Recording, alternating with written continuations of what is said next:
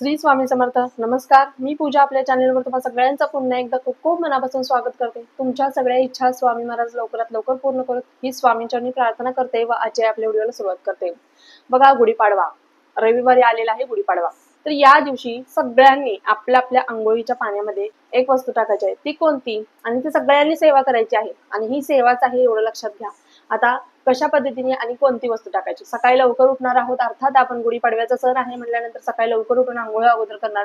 पण आंघोळीच्या पाण्यामध्ये तुम्हाला काय टाकायचं आहे, चिमूटभर हळद तुम्हाला टाकायची आहे. चिमूटभर हळद टाकताना तुम्हाला आपल्या कुलदेवतेचं नाव घ्यायचं आहे.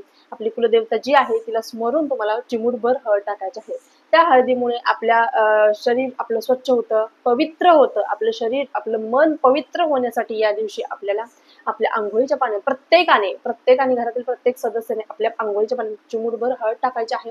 आणि आपल्या कुलदेवीचं स्मरण करायचं आहे. ओम कुलदेवताभ्यो नमः किंवा ओम तुळजाभवानी देवे नमः असं म्हणून तुम्हाला पाण्यामध्ये चिमूटभर हळद टाकायची आहे. आणि आंघोळ करत करत तुम्हाला संपूर्ण तुमची आंघोळ होईपर्यंत तुम्हाला ओम नमो विष्णवे नमः, ओम नमो विष्णवे नमः, ओम नमो विष्णवे नमः आंघोळ करत करत तुम्हाला संपूर्ण आंघोळ होईपर्यंत तुम्हाला या मंत्राचा जप करत राहायचा आहे. म्हणजे बघा, चिमूटभर पाण्यामध्ये हळद, ओम तुळजाभवानी देवे नमः किंवा आपल्या कुलदेवीचं नाव घेऊन किंवा कुलदेवीचं नाव माहित नाहीये तेव्हा ओम कुलदेवताभ्यो नमः या मंत्राचा जप मंत्र म्हणताना तुम्हाला चिमूटभर हळद पाण्यात टाकायचे आहे. आणि संपूर्ण अंघोळ होईपर्यंत तुम्हाला ओम नमो वैष्णवे नमः, ओम नमो विष्णवे नमः या मंत्राचा तुम्हाला जप करायचा आहे. म्हणजे मनातल्या मनात तुम्हाला संपूर्ण अंघोळ करून घ्यायचं आहे. असं केल्यामुळे तुमचं मन शरीर पवित्र होतं आणि तुम्ही बाकीची जी काही सेवा आहे, पूजा आहे ती करण्यासाठी तुम्ही सज्ज झालेला असतात. नंतर काय करायचं आहे, हे झाल्यानंतर तुमची आंघोळ वगैरे झाली, तुम्ही व्यवस्थित स्वच्छ वस्त्र परिधान करा. आणि परिधान केल्यानंतर बाथरूम मधून बाहेर नाही यायचं. तिथेच तुम्हाला तुम्ही कपडे नेले ते घालायचे आहेत अंगावरती आणि तुमच्या पूर्वेला म्हणजे जिथून सूर्य उगवतो त्या दिशेला तोंड करायचं आहे. आणि सूर्याला देखील आपल्याला बाथरूम मध्ये उभा राहूनच अर्घ्य द्यायचं आहे. आता ते कशा पद्धतीने, पूर्व दिशेला, अर्थात सूर्य पूर्व दिशेलाच उगवतो तर पूर्व दिशेला तुम्हाला तोंड करून उभं राहायचं आहे. हातामध्ये पाणी घ्यायचं आहे. तुमच्या ओंजळीमध्ये घ्या. आणि जरी ओंजळीमध्ये घेऊन जर तुम्ही पाणी जल अर्पण केलं सूर्यदेवताला तरी देखील चालणार आहे. तर तुमच्या ओंजळीमध्ये पाणी घ्या किंवा तिथे तांब्या वगैरे असेल तर त्याने पाणी घ्यायचं आहे. आणि ते पाणी सूर्यदेवताला पूर्वेकडे तोंड करून ओम सूर्यदेवताय नमः आणि मनातल्या मनात म्हणायचं आहे की हे सूर्यदेवता, मी हे तुला जल अर्पण करत आहे. आणि सूर्यदेवताला ओम विष्णवे नमः, ओम विष्णवे, ओम नमो विष्णवे नमः, ओम नमो विष्णवे नमः या मंत्राचा जप करत करतच बाथरूम मध्येच पूर्वेला तोंड करून तुम्हाला पाणी अर्पण सूर्यदेवतांना करायचं आहे.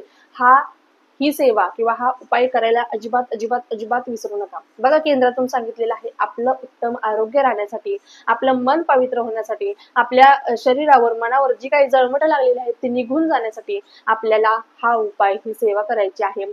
नंतर आपल्याला आपली जी काही दिनचर्या असेल, गुढी उभा करणं असेल, सण साजरा करणं असेल, पुरणपोळ्याचा पूर्णचा स्वयंपाक असेल, ते सगळं आपल्याला करायचं आहे.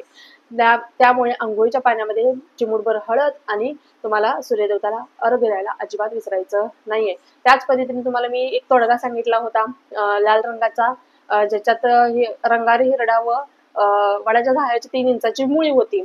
तो तुम्हाला आपल्या मुख्य दरवाजाच्या बाहेरच्या, सगळेजण कन्फ्यूज होऊ नका, मुख्य दरवाजाच्या आतल्या साईडला म्हणजे आपण आपल्या घराच्या आतमध्ये उभा आहे ना, आतल्या साईडला वरती उजव्या हाताला तुम्हाला ही रंगारी हिरड्या जी लाल पोटली आपण सेवा करणार आहोत ती तिथे अडकवायची आहे.